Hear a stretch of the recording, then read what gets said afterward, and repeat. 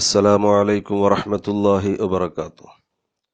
SSF wisdom ഹദീസ് class 97. അൻ അബി ഹുറൈറത റളിയല്ലാഹു അൻഹു അന്ന നബിയ സല്ലല്ലാഹു അലൈഹി വസല്ലമ ഖാല കഫാ ബിൽ മർഇ കദിബൻ അൻ യുഹദ്ദിസ ബികുല്ലി മാ സമിഅ. ബഹുമാനപ്പെട്ട ഇമാം മുസ്ലിം റളിയല്ലാഹു തആല അൻഹു റിപ്പോർട്ട് ചെയ്യുന്ന ഹദീസ്. ഹബീബ് മുഹമ്മദ് റസൂലുള്ളാഹി സ്വല്ലല്ലാഹു അലൈഹി വസല്ലമ തങ്ങൾ പറയുന്നു, കഫാ ബിൽ മർഇ കദിബൻ, കളവിനാൽ ഒരു മനുഷ്യന് മതി. എന്ന് പറഞ്ഞാൽ ഒരു മനുഷ്യൻ കളവ് പറയുന്നവനാണെന്ന് ബോധ്യപ്പെടാനും കളവ് പറഞ്ഞതിന്റെ ശിക്ഷ ലഭിക്കാനും ഈ പറയാൻ പോകുന്ന കാര്യം തന്നെ ധാരാളമാണ്.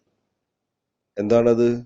അയ്യുഹദ്ദിസ, അവൻ പറയൽ, അവൻ വിളിച്ചു പറയൽ, അറിയിക്കൽ, ബികുല്ലി മാ സമിഅ, അവൻ കേട്ട എല്ലാ കാര്യങ്ങളും, അവൻ മറ്റുള്ളവരിൽ നിന്ന് കേട്ടത്, സോഷ്യൽ മീഡിയയിൽ നിന്ന് കേട്ടത്, മറ്റു ഭാഗങ്ങളിൽ നിന്ന് കേട്ടത്, ഇതൊക്കെ എല്ലാം മറ്റുള്ളവരോട് ഷെയർ ചെയ്യുക, പങ്കുവെക്കുക, പറയുക.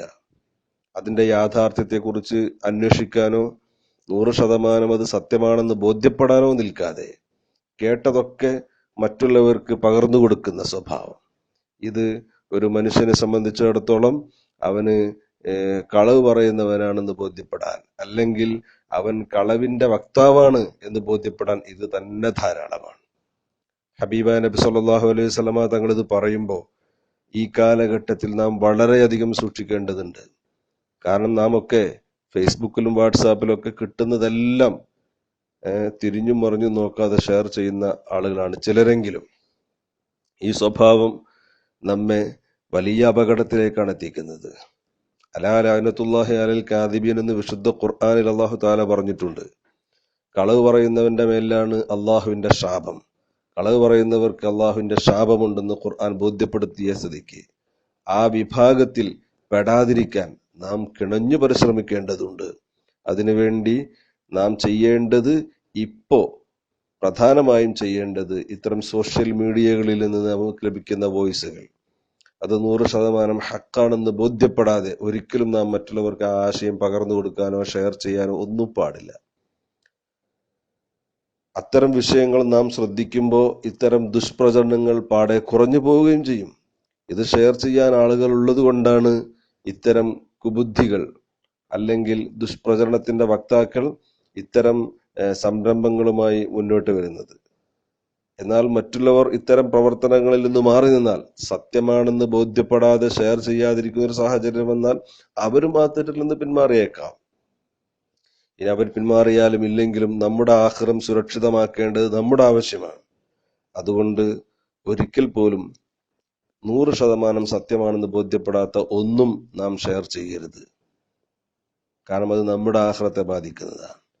നമ്മുടെ നന്മ തിന്മകളുടെ അക്കൗണ്ട് വായിക്കുമ്പോൾ, ആ പുസ്തകം വായിക്കുമ്പോൾ നമ്മുടെ തിന്മയുടെ ഏടുകളിൽ ഒരിക്കൽ പോലും നമ്മുടെ വാട്സാപ്പും ഫേസ്ബുക്കും കടന്നു വരരുത്. ഈ ആധുനിക സംവിധാനങ്ങൾ നമുക്ക് ഹൈറായ മാർഗത്തിൽ ചെലവഴിക്കാൻ കഴിയണം. അതിനുവേണ്ടി നമുക്ക് ഉപയോഗപ്പെടുത്തി ആഖിറത്തിൽ നമുക്ക് അനുകൂലമായിട്ട് സാക്ഷി നിൽക്കുന്ന, അല്ലെങ്കിൽ അതിന്റെ തെളിവുകൾ നിരത്തുമ്പോൾ അനുകൂലമാകുന്ന രൂപത്തിലേക്ക് നാം അതിനെ മാറ്റിയെടുക്കേണ്ടതുണ്ട്. കേട്ടതൊക്കെ ഷെയർ ചെയ്യരുത്. അത് വലിയ അപകടത്തിലേക്കാണ് എത്തിക്കുക. അല്ലാഹു തആല നമ്മെ എല്ലാവരെയും സത്യം മാത്രം പറയുന്ന, ഹക്കായത് മാത്രം ഷെയർ ചെയ്യുന്ന മുത്തഖീങ്ങളിൽ ഉൾപ്പെടുത്തുമാറാവട്ടെ. പണ്ഡിതന്മാരെ തെറ്റിദ്ധരിപ്പിക്കുകയും കുറ്റം പറയുകയും ചെയ്ത് അത് ഷെയർ ചെയ്ത് പ്രചരിപ്പിക്കുന്ന ആളുകളിൽ നിന്ന്, അവരുടെ ഷർറിൽ നിന്ന് അല്ലാഹു തആല നമ്മെ എല്ലാവരെയും കാത്തുരക്ഷിക്കുമാറാവട്ടെ. ആമീൻ. അസ്സലാമു അലൈക്കും വറഹ്മത്തുള്ളാഹി വബറകാതുഹു.